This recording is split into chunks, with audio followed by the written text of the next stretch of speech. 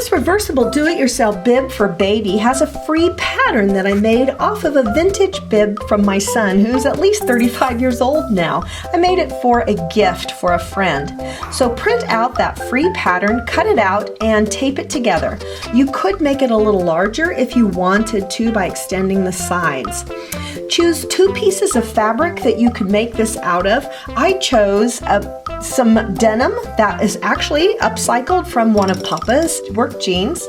And then the second fabric I chose were some scraps of quilts that I got at a thrift store, and they really look cute together.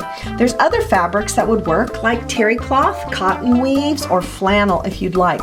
I chose to put a monogram on the denim side. It's the first letter of the baby's first name, just for fun, or you could do a shape or something.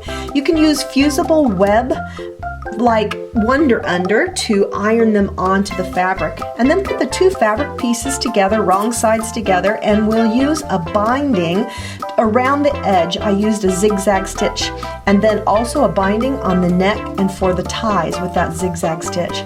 Won't this look cute on your baby? It's darling. The reversible do-it-yourself bib for baby has that free pattern. Come on over to Welcome to Nana's for complete instructions for this project and to join the fun.